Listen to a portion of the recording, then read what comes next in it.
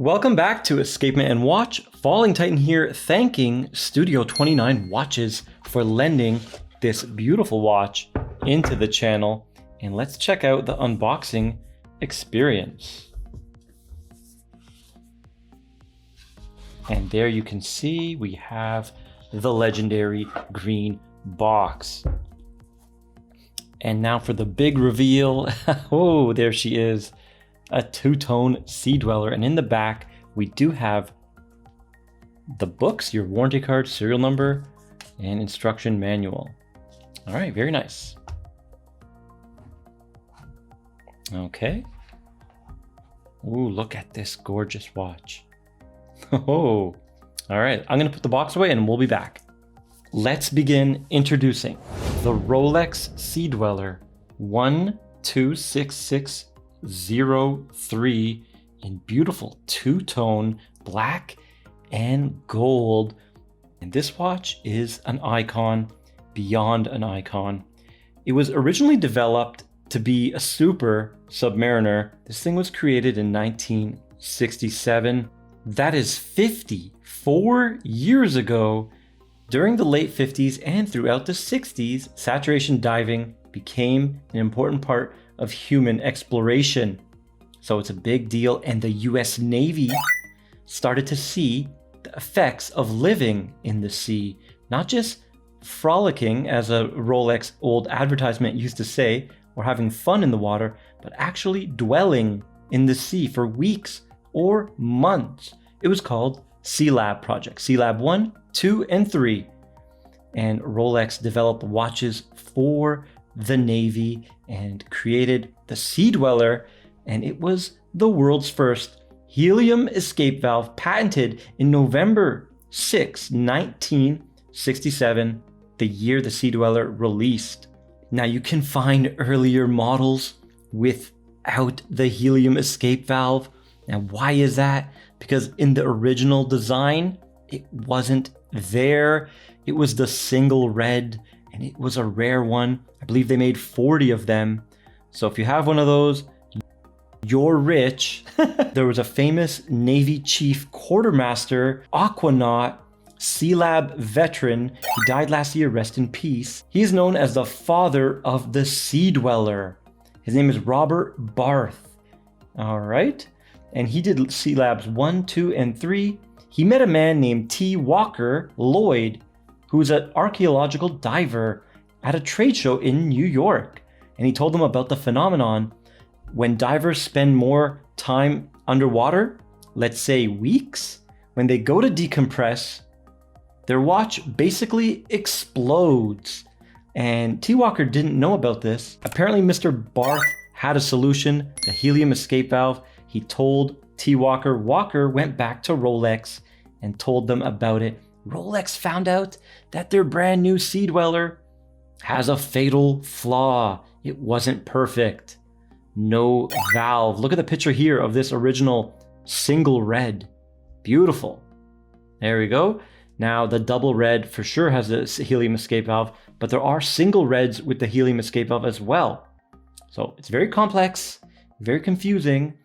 And the actual man who designed the helium escape valve was Andre Zyback, a Patek watchmaker who worked for Rolex in the 60s. So kind of a Patek invention. But nonetheless, Mr. Barth, the father of the Sea Dweller, and Rolex, the world's first helium escape valve, an ingenious idea fueled by human innovation and the drive to explore what they call inner space, which was the sea. They call it inner space, and they want to explore space as well. Eventually, Omega wins that race with the Speedy, of course. So beautiful history, the Sea Dweller. It's an honor to have one on the channel, and it really is the king Submariner, the king of all dive watches. This one can go to 1,202 meters, double, I believe, of the last gen. One of the early ones, 610. The first one went to 500 meters. The single line red, that's the Super Submariner. Because where the Sea Labs was sitting was near the 200 meter mark, which is near the edge of the Submariner's capabilities back then. So they were getting a little bit scared. and of course the helium escape issue. So there was a need for innovation, and I love it. I love it. I love the story. This watch is amazing. The history is unbelievable, and I'm just so glad to have it on the channel. Now look how beautiful this thing is. This is the newest one. It is kind of big. It is supersized. Let's check it out. We have 43.4 in diameter. Wish they still kept it at 40. Anyways, that's a personal thing. Thickness of 14.9. So a little bit chunky. We have the sapphire crystal, no AR on here, which makes no sense. The new Submariners have it, so I don't know. And the lug to lug 50.1. So a pretty good size, right on the border, that 50 mil lug to lug for my wrist.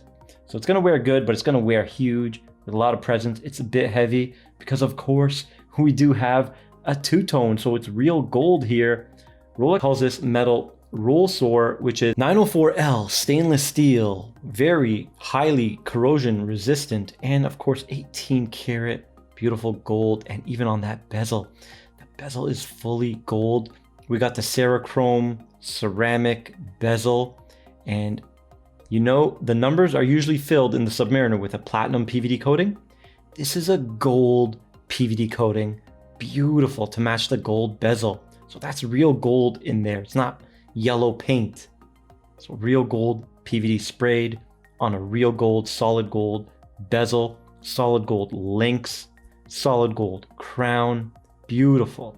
This thing is gorgeous, and I don't know if I can pull it off. I don't have the fashion. It's a little bit look at me. So there is the legendary helium escape valve. How it works: the high pressure water pushes in on it, and that pushes in on a gasket, makes it impenetrable. So very genius idea. And the helium can escape at the same rate when we decompress, so it won't attack the weakest part of the watch, which is the crystal, and blow up. Now the bracelet is typical Rolex, fits perfect, no movement, very tight on the case, beautifully done. Oyster style screwed links, flip lock, glide lock, milled clasp, beautiful. There we go. Ho ho! Smooth as silk. Unbelievably perfect. Love Rolex bracelets. There's the case back, plain Jane, typical Rolex. Nothing to see there. Everything feels super high quality and a joy to use. Now I forgot to mention the bezel action. Smooth and buttery. Feels like a dream. Very tactile, and it just has the perfect amount of resistance. Well done. Everything lines up perfectly. Trip lock screw down crown. All right, of course, something that can go this deep. And let's do the traditional date change that we love to do on these Rolex instant date change movements. So it's the day is the 6th. And now it's the 7th. Awesome. Never gets old. I love that instant date change. Everything works perfectly, screws down unbelievably easy, even with gloves. Oops, my glove is turning the bezel. Let me line it up. It will drive some of you crazy. There. Beautiful. Now the dial and hands, we have the beautiful black lacquer dial, like the Submariner, but the indices are gold here, 18 karat. The hands are gold as well, beautifully done. So getting some more beautiful gold in the dial, black and gold, is a winning combination. Now the price. This thing is, of course, market price. Whatever people are willing to pay for it, that's what it is. Retail or RRP, recommended retail price, means nothing for Rolex. All right, unless you're really lucky and an AD likes you. You can try bringing them a dozen Krispy Kremes every day. You never know, they might throw you a Submariner, but they're never gonna throw you a Sea Dweller. Now let's compare it next to an SKX, just so you guys can see the size comparison. Yeah, look at that. Now the last time I compared a Rolex to an SKX, I got an angry Rolex fangirl in the comments. Why did you disrespect the Roly? by showing an SKX. Me, me, me, me, me, me, me, me, me, me, me, me. That's how I imagine they sound. And I'm sure I'm accurate. So I'm gonna do it again. Hopefully they're watching and hopefully they're upset. All right. No, I'm showing it because millions of people have an SKX. I sold the original SKX strap to a man wearing a bluesy. And I didn't even notice he was wearing a bluesy. He had to lift up his wrist and be like, look what I'm wearing. And I'm like, oh, okay, cool. So yeah, that, never mind. So there we go. There's the size. Actually looks pretty good. What's the secret measurement on this? It's bugging me. I need to know. Now the crown is 7 mils. Okay, very healthy, nice, thick crown.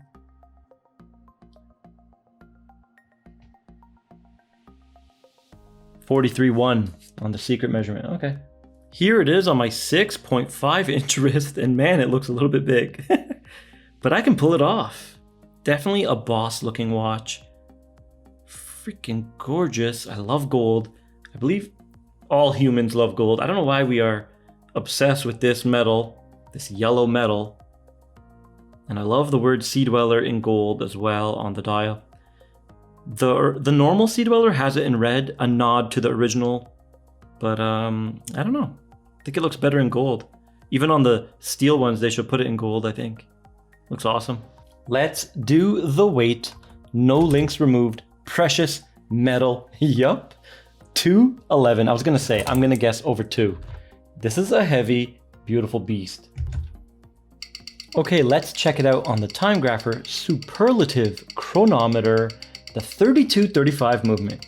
Rolex's new movement, 28.8 VPH, medium beat, 70 hours of power reserve, 31 joules, hack and wind, 14 patents, Chronergy escapement, 15% more efficient than the tried and true tested Swiss lever escapement. Rolex improving on what's known in the world of watchmaking. Now, there we go. These numbers, unbelievable, of course. Last time I said, is there any point to testing a Rolex? One of my subs who has a Rolex says yes, because his was off. Mike, shout out to Mike. And the 8th and final round. 2 seconds a day. All right, now let's do 12 down.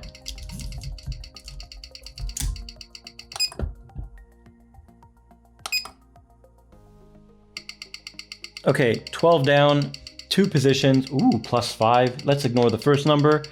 Usually the first number is always a bit off. Amplitude a little bit weak at 258, but with all the 32, 35 movements, I've been noticing a weaker amplitude. And 0.0 milliseconds beat error, very nice. Now we got the +2. +2, 4 more rounds left. So we had +2 dial up, and we're reaching the very limits of that superlative chronometer.